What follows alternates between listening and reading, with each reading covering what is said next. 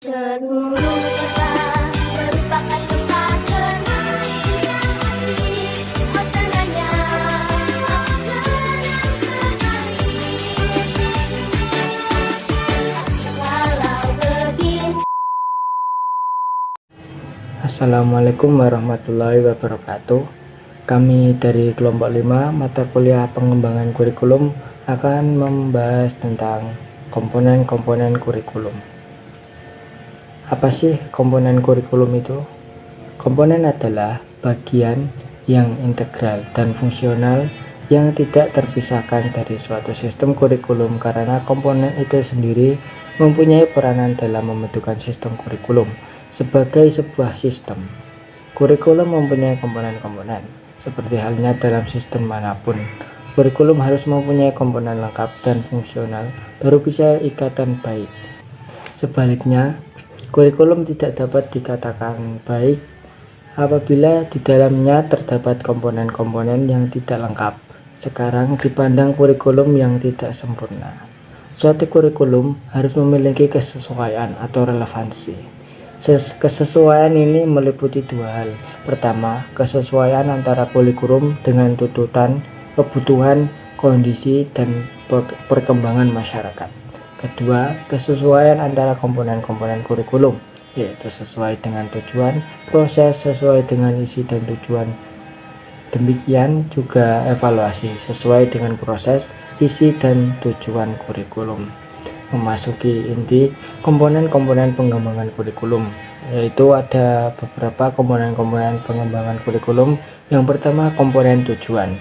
Komponen tujuan berhubungan dengan arah atau hasil yang diharapkan. Dalam skala makro, rumusan tujuan kurikulum erat kaitannya dengan filsafat atau sistem nilai yang dianut masyarakat. Bahkan, rumusan tujuan menggambarkan suatu masyarakat yang dicita-citakan.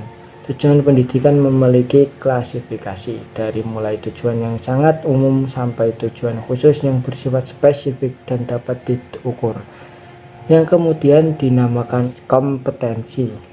Tujuan pendidikan diklasifikasikan menjadi 4, yaitu tujuan pendidikan nasional, tujuan institusional, tujuan kurikuler, dan tujuan pembelajaran.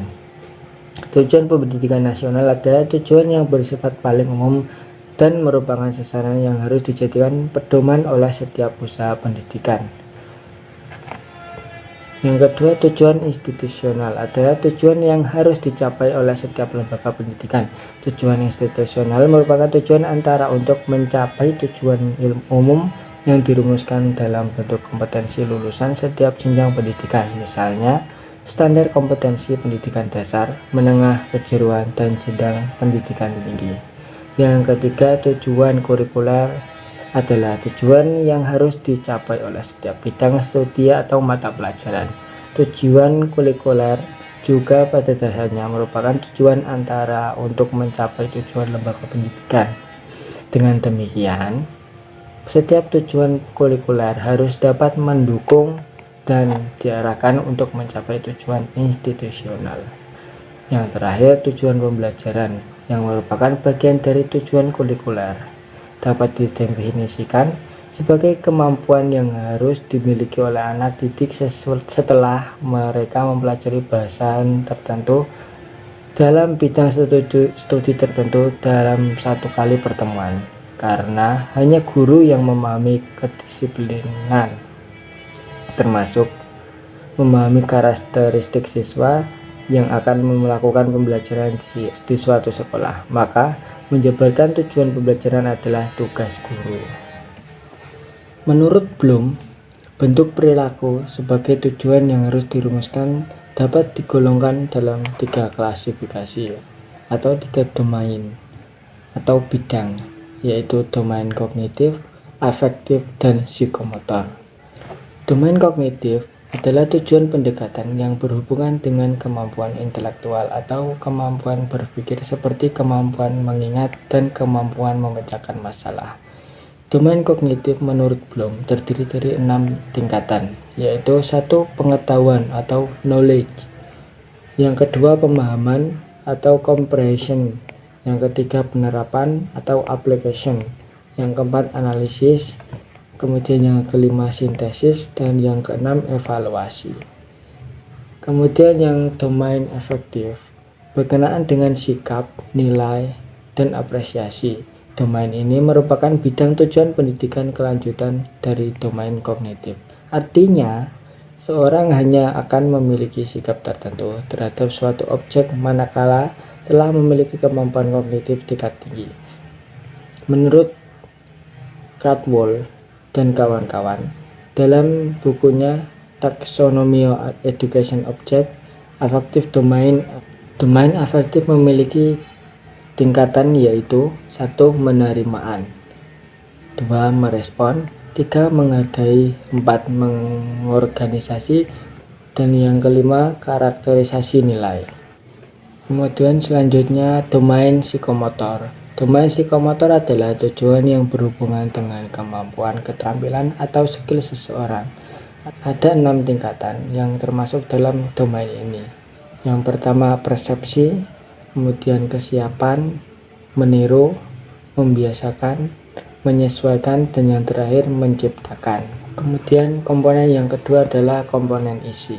Isi kurikulum merupakan komponen yang berhubungan dengan pengalaman belajar yang harus dimiliki siswa. Isi kurikulum menyangkut semua aspek, baik yang berhubungan dengan pengetahuan atau materi pembelajaran yang biasanya tergambarkan pada isi setiap mata pelajaran yang diberikan maupun aktivitas dari kegiatan siswa. Fa'aduddin menyatakan beberapa kriteria yang digunakan untuk menyusun materi kurikulum sebagai berikut. Yang pertama, kontinuitas atau kesinambungan. Kemudian sequences atau urutan. Yang ketiga, integration atau keterpaduan. Yang keempat, flexibility atau keluasan atau kelenturan yang diprogramkan untuk mencapai tujuan pendidikan yang telah ditetapkan, disusun sedemikian rupa sesuai dengan skop dan squeeze-nya. Isi atau materi tersebut biasanya berupa materi mata pelajaran seperti pendidikan agama Islam yang meliputi hadis, fikih, tarikh, bahasa Arab, dan lain sebagainya. Dalam menentukan materi pembelajaran atau bahan ajar, tidak lepas dari filsafat dan teori pendidikan yang dikembangkan. Seperti telah dikemukakan di atas bahwa pengembangan kurikulum yang didasari filsafat klasik, penguasaan materi pembelajaran menjadi hal yang utama. Dalam hal ini, materi pembelajaran disusun secara logis dan sistematis dalam bentuk teori, konsep, generalisasi, prinsip, prosedur, fakta, istilah, contoh atau ilustrasi, definisi, dan proposisi. Berkenaan dengan penentuan materi pembelajaran dalam kurikulum tingkat suatu pendidikan memiliki kewenangan penuh untuk menentukan materi pembelajaran sesuai dengan standar kompetensi dan kompetensi dasar yang hendak dicapai dan setiap kegiatan pembelajaran. Dalam prakteknya, untuk menentukan materi pembelajaran perlu memperhatikan hal-hal berikut. Yang pertama adalah sahih atau valid, dalam arti pemateri atau materi yang dituangkan dalam pembelajaran benar-benar telah teruji kebenarannya dan kesahihannya. Kemudian tingkat kepentingan, materi yang dipilih benar-benar diperlukan peserta didik, mengapa dan sejauh mana materi tersebut penting untuk dipelajari. Kemudian kebermaknaan, materi yang dipilih dapat memberikan manfaat akademis maupun non-akademis. Manfaat akademis yaitu memberikan dasar-dasar pengetahuan dan keterampilan yang akan dikembangkan lebih lanjut pada jenjang pendidikan yang lebih lanjut. Sedangkan manfaat non-akademis dapat mengembangkan kecakapan hidup dan sikap yang dibutuhkan dalam kehidupan sehari-hari.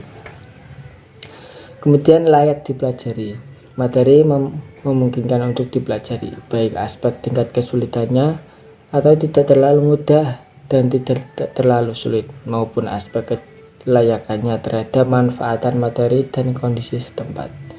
Yang terakhir, menarik minat. Materi yang dipilih hendaknya menarik minat dan dapat memotivasi peserta didik untuk mempelajari lebih lanjut, menumbuhkan rasa ingin tahu sehingga memunculkan dorongan untuk mengembangkan sendiri kemampuan mereka. Isi atau materi kurikulum hakikatnya adalah semua kegiatan dan pengalaman yang dikembangkan dan disusun untuk mencapai tujuan pendidikan. Secara umum, isi kurikulum itu dapat dikelompokkan menjadi 3 bagian. Yang pertama logika, yaitu pengetahuan tentang benar salah berdasarkan prosedur keilmuan. Yang kedua etika, yaitu pengetahuan tentang baik buruk, nilai, dan moral. Yang ketiga estetika, yaitu pengetahuan tentang indah, jelek, yang ada nilai seninya. Pengembangan materi kurikulum harus berdasarkan prinsip-prinsip sebagai berikut. Yang pertama, mengandung bahan kajian yang dapat dipelajari siswa dalam pembelajaran. Yang kedua, berorientasi pada tujuan sesuai dengan hierarki tujuan pendidikan. Siswa belajar dalam bentuk interaksi dengan lingkungannya, lingkungan orang-orang, alat-alat, dan ide-ide. Tugas utama seorang guru adalah menciptakan lingkungan tersebut untuk mendorong siswa melakukan interaksi yang produktif dan memberikan rancangan dalam suatu rencana mengajar. Yaitu komponen metode atau strategi. Strategi dan metode merupakan komponen ketiga dalam pengembangan kurikulum. Komponen ini merupakan komponen yang memiliki peran yang sangat penting, sebab berhubungan dengan implementasi kurikulum. Begitu pula dengan pendapat Terakjoni yang mengartikan strategi pembelajaran sebagai plat dan urutan umum perbuatan guru dan siswa dalam mewujudkan kegiatan belajar mengajar untuk mencapai tujuan yang telah ditentukan. Dari dua pengertian di atas, ada dua hal yang perlu diamati. Yang pertama yaitu strategi pembelajaran merupakan rencana tindakan atau rangkaian tindakan, termasuk penggunaan metode dan pemanfaatan sebagai sumber daya atau kekuatan dalam pembelajaran.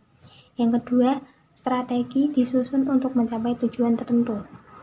Dan metode adalah upaya untuk mengimplementasikan rencana yang sudah disusun dalam kegiatan nyata agar tujuan yang telah disusun tercapai secara optimal. Metode juga digunakan untuk merealisasikan strategi yang telah ditetapkan. Dalam satu strategi pembelajaran digunakan beberapa metode. Strategi berbeda dengan metode. Strategi menunjuk pada a plan of operation achieving something, sedangkan metode adalah a way in achieving something. Istilah lain yang juga memiliki kemiripan dengan strategi adalah pendekatan atau approach. Sebenarnya pendekatan berbeda dengan strategi maupun metode. Pendekatan dapat diartikan sebagai titik tolak atau sudut pandang terhadap proses pembelajaran. Menurut Roy Giller, ada dua pendekatan dalam pembelajaran, yaitu yang pertama, pendekatan yang berpusat pada guru atau teacher center. Yang kedua, pendekatan yang berpusat pada siswa atau student center. Menurut Rowntree, strategi pembelajaran dibagi atas yang pertama, strategi exposition dan strategi discovery learning. Yang kedua, strategi group dan individual learning. Yang keempat, komponen evaluasi. Tujuan evaluasi yang komprehensif dapat ditinjau dari 3 dimensi, yakni dimensi 1, formatif dan sumatif, dimensi 2, proses dan produk, dan dimensi ketiga, operasi keseluruhan proses kurikulum atau hasil belajar siswa. Dengan adanya 3 dimensi itu, maka dapat digambarkan sebagai kubus. Selain itu, dapat lagi kurikulum ditinjau dari segi historis, yakni bagaimanakah kurikulum sebelumnya yang dipandang oleh anteseden. Oleh sebab ketiga dimensi itu masing-masing mempunyai 2 komponen, maka keseluruhan evaluasi terdiri dari 6 komponen yang berkaitan satu sama lain. Yang pertama, dimensi 1, formatif. Evaluasi dilakukan sepanjang pelaksanaan kurikulum. Data ditampilkan dan dianalisis untuk menemukan masalah serta mengadakan perbaikan sedini mungkin. Yang kedua, sumatif. Proses evaluasi dilakukan pada akhir jangka waktu tertentu, misalnya pada akhir semester, tahun pelajaran, atau setelah 5 tahun untuk mengetahui efektivitas kurikulum dalam menggunakan semua data yang dikumpulkan selama pelaksanaan dan akhir proses implementasi kurikulum. Yang kedua, dimensi 2, Yang pertama, proses. Yang dievaluasi adalah metode dan proses dalam pelaksanaan kurikulum.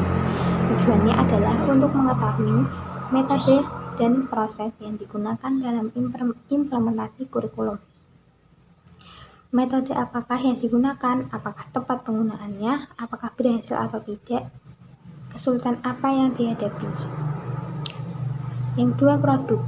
Yang dievaluasi adalah hasil-hasil yang nyata, yang dapat dilihat dari silabus, satuan pelajaran, dan alat-alat pelajaran yang dihasilkan oleh guru dan hasil siswa berupa hasil tes, karangan, termasuk tesis, makalah, dan sebagainya. Yang ketiga, dimensi 3. Yang pertama, operasi. Evaluasi keseluruhan proses pengembangan kurikulum termasuk perencanaan, desain, implementasi, administrasi, pengawasan, pemantauan, dan penilaiannya. Juga biaya, staf pengajar, penerimaan siswa, pendeknya seluruh operasi lembaga pendidikan itu. Yang kedua, hasil belajar siswa. Di sini dievaluasi adalah hasil belajar siswa berkenaan dengan kurikulum yang harus dicapai, dinilai berdasarkan standar yang telah ditentukan dengan mempertimbangkan determinan kurikulum, misi lembaga pendidikan, serta tuntutan dari pihak konsumen luar. Kurikulum merupakan proses yang tidak pernah berakhir. Proses tersebut meliputi perencanaan, implementasi, dan evaluasi. Evaluasi merupakan komponen untuk melihat efektivitas pencapaian tujuan. Fungsi evaluasi menurut Skriven adalah evaluasi sebagai fungsi sumatif dan evaluasi sebagai fungsi formatif. Evaluasi sebagai alat untuk melihat keberhasilan pencapaian tujuan dapat dikelompokkan ke dalam dua jenis, yaitu tes dan non-tes. Yang pertama, tes. Tes digunakan untuk mengukur kemampuan siswa dalam aspek kognitif atau tingkat menguasai materi pembelajaran. Hasil tes biasanya diolah secara kuantitatif. Proses pelaksanaan tes hasil belajar dilakukan setelah berakhir pembahasan satu pokok atau setelah selesai satu catur bulan atau satu semester. Jenis-jenis tes. Tes hasil belajar dapat dibedakan atas beberapa jenis. Yang pertama, berdasarkan jumlah peserta. Tes kelompok adalah tes yang dilakukan terhadap sejumlah siswa secara bersama-sama. Yang kedua, tes individual adalah tes yang dilakukan kepada seorang siswa secara perorangan. Yang kedua, berdasarkan cara penyusunannya. Yang pertama, tes buatan guru disusun untuk menghasilkan informasi yang dibutuhkan oleh guru bersangkutan. Tes buatan guru biasanya tidak terlalu memperhatikan tingkat validitas dan reliabilitas. Yang kedua, tes standar adalah tes yang digunakan untuk mengukur kemampuan siswa, sehingga berdasarkan kemampuan tes tersebut, tes standar dapat memprediksi keberhasilan belajar siswa pada masa yang akan datang. Yang ketiga, dilihat dari pelaksanaannya. Yang pertama, tes tertulis adalah tes yang dilakukan dengan cara menjawab sejumlah item soal dengan cara tertulis. Ada dua jenis tes yang termasuk dalam tes tertulis ini, yaitu tes esai dan tes objektif. Tes esai adalah bentuk tes dengan cara siswa diminta untuk menjawab pertanyaan secara terbuka, yaitu menjelaskan atau menguraikan kalimat yang disusun sendiri. Yang kedua, tes objektif adalah bentuk tes yang mengharapkan siswa memilih jawaban yang sudah ditentukan. Kedua, tes lisan adalah bentuk tes yang menggunakan bahasa secara lisan. Tes ini bagus untuk menilai kemampuan nalar siswa. Tes lisan hanya mungkin dapat dilakukan manakala jumlah siswa yang dievaluasi sedikit, serta menilai sesuatu yang tidak terlalu luas akan tetapi mendalam. Yang ketiga, tes perbuatan adalah tes dalam bentuk peragaan. Tes ini cocok manakala kita ingin mengetahui kemampuan dan keterampilan seseorang mengenai sesuatu. Yang selanjutnya yaitu non-tes. Non-tes adalah alat evaluasi yang biasanya digunakan untuk menilai aspek tingkah laku termasuk sikap, minat, dan motivasi. Ada beberapa jenis non-tes sebagai alat evaluasi, diantaranya yaitu wawancara, observasi, studi kasus, dan skala penilaian. Yang pertama, observasi. Observasi adalah teknik penilaian dengan cara mengamati tingkah laku pada situasi tertentu. Ada dua jenis observasi, yaitu observasi partisipatif dan non-partisipatif. Observasi partisipatif adalah observasi yang dilakukan dengan menempatkan observer sebagai bagian di mana observasi itu dilakukan.